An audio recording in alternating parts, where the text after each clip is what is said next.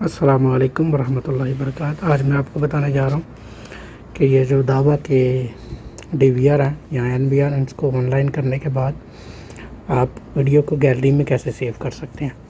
तो ये दो डिवाइसेस हैं मेरे पास और चल रही हैं दोनों। तो इसका जो है वो प्लेबैक में या ऑनलाइन स्क्रीन रिकॉर्डिंग करने के बाद आप इसको गैलरी में कैसे देख सकते हैं, वो तरीका मैं आपको बताने जा रहा हूँ। तो उसके लिए वीडियो प्लेबैक के ऑप्शन में जाते हैं।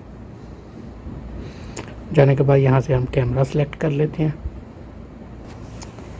कैमरा सेलेक्ट करने के बाद ये जो है ये मेरे पास रिकॉर्डिंग उसकी प्ले हो गई है।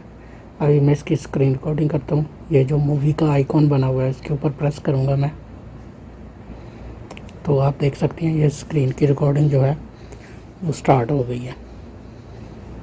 तो तकरीबन 9-10 सेकंड की मैं रिकॉर्डिंग करके तो आपको बताता हूँ। ये मैंने अभी स्टॉप कर दिया।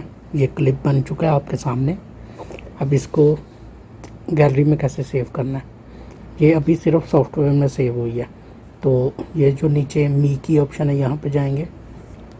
ये 3rd नंबर के ऊपर आप देख सकते हैं एल्बम की ऑप्शन, इसको ओपन करेंगे तो ये आप देख सकते हैं ये वो क्लिप जो है वो बन के मेरे पास आ चुका है। इसको अब मैं गैलरी में सेव करना चाहूँगा तो उसका तरीका ये है कि मैं इसको बैक करता हूँ। इसको मैं सिलेक्ट करूँगा, थोड़ी देर इसके ऊपर दबा के रखेंगे 1-2 सेकंड, तो ये सिलेक्ट हो जाएगा। सिलेक्ट करने के बाद ये देखिए सेंटर में ये सेव की ऑप्शन आ रही है।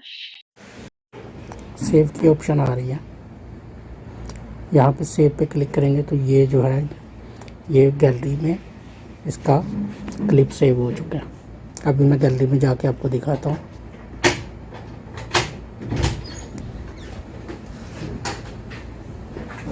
ये देखिए DMSS के नाम से एक एल्बम बन चुका है और ये है जी वो क्लिप।